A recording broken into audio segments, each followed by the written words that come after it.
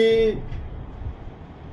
ধৰণে ব্যাপক লুণ্ঠন আৰু দুৰ্নীতি হৈছে, লোন লৈ পেলাই এখন ধাৰুৱা চৰকাৰৰ দিনত ইয়াতকৈ বেছি কি আপুনি আশা কৰিব পাৰে? আৰু দেখিছোঁ আজিৰ পৰা অৰুণোদয় আৰম্ভ কৰিছে মুখ্যমন্ত্ৰীয়ে।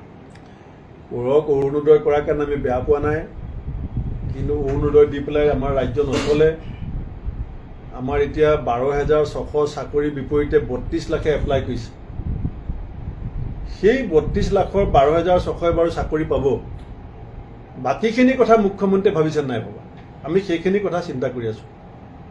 আৰু আমাৰ চৰকাৰ যেতিয়া 2026 চনত আহিব,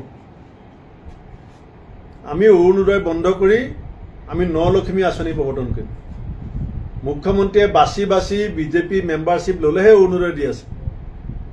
এতিয়া বিজেপি মন্ত্ৰী MLA বিলাক মিটিঙলৈ গ'লে মানুহ নহয়, ফৰ্ম দি পেলাই ফৰ্ম দিম বুলি কৈ মিটিঙলৈ মানুহ গোটাবলগীয়া হৈছে।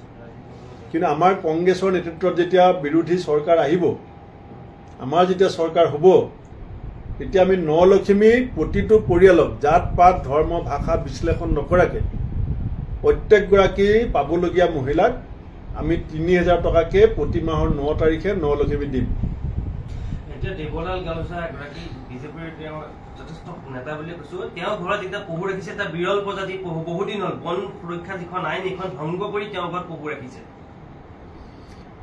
যিখন ৰাজ্যত মুখ্যমন্ত্ৰীয়ে কাজিৰঙাৰ জীৱ জন্তুক আদবানীৰ ঘৰ শুৱনি কৰিবৰ কাৰণে পঠাই দিয়ে, এতিয়া হিমন্ত বিশ্ব শৰ্মাৰ যেতিয়ালৈকে মুখ্যমন্ত্ৰী থাকিব, কাজিৰঙাৰ দুষ্প্ৰাপ্য বন্যপ্ৰাণীক যেতিয়া তেওঁ আম্বানী ঘৰলৈ পঠিয়াব পাৰে, গতিকে তেওঁৰ নেতৃত্বত এনেকুৱা ধৰণৰ ঘটনা ঘটিব পাৰে।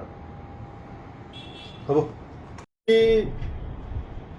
যি ধৰণে ব্যাপক লুণ্ঠন আৰু দুৰ্নীতি হৈছে, লোন লৈ পেলাই এখন ধাৰুৱা চৰকাৰৰ দিনত ইয়াতকৈ বেছি কি আপুনি আশা কৰিব পাৰে? আৰু দেখিছোঁ আজিৰ পৰা অৰুণোদয় আৰম্ভ কৰিছে মুখ্যমন্ত্ৰীয়ে। পঢ়ক, অৰুণোদয় কৰাৰ কাৰণে আমি বেয়া পোৱা নাই, কিন্তু অৰুণোদয় দি পেলাই আমাৰ ৰাজ্য নচলে। আমাৰ এতিয়া 12,600 চাকৰিৰ বিপৰীতে 32 লাখে এপ্লাই কৰিছে। সেই 32 লাখৰ 12,600 বাৰু চাকৰি পাব, বাকীখিনি কথা মুখ্যমন্ত্ৰীয়ে ভাবিছে নাই ভবা? আমি সেইখিনি কথা চিন্তা কৰি আছোঁ। আৰু আমাৰ চৰকাৰ যেতিয়া 2026 চনত আহিব, আমি অৰুণোদয় বন্ধ কৰি আমি নলক্ষ্মী আঁচনি প্ৰৱৰ্তন কৰিম। মুখ্যমন্ত্ৰীয়ে বাছি বাছি বিজেপি মেম্বাৰশ্বিপ ল'লেহে অৰুণোদয় দি আছে। এতিয়া বিজেপি মন্ত্ৰী MLA বিলাক মিটিঙলৈ গ'লে মানুহ নহয়, ফৰ্ম দি পেলাই ফৰ্ম দিম বুলি কৈ মিটিঙলৈ মানুহ গোটাবলগীয়া হৈছে। কিন্তু আমাৰ কংগ্ৰেছৰ নেতৃত্বত যেতিয়া বিৰোধী চৰকাৰ আহিব, আমাৰ যেতিয়া চৰকাৰ হ'ব, তেতিয়া আমি নলক্ষ্মী প্ৰতিটো পৰিয়ালক জাত পাত ধৰ্ম ভাষা বিশ্লেষণ নকৰাকৈ প্ৰত্যেকগৰাকী পাবলগীয়া মহিলাক আমি 3,000 টকাকৈ প্ৰতি মাহৰ 9 তাৰিখে নলক্ষ্মী দিম। এতিয়া দেৱলাল গামোচা এগৰাকী বিজেপিৰ তেওঁ যথেষ্ট নেতা বুলি কৈছো, তেওঁ ঘৰত এতিয়া পহু ৰাখিছে। এটা বিৰল প্ৰজাতি পহু, বহুদিন হ'ল বন সুৰক্ষা যিখন আইন এইখন ভংগ কৰি তেওঁ ঘৰত পহু ৰাখিছে।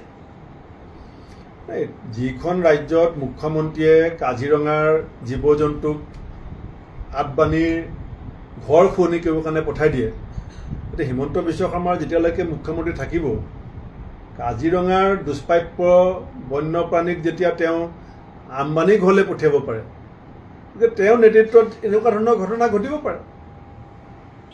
হ'ব।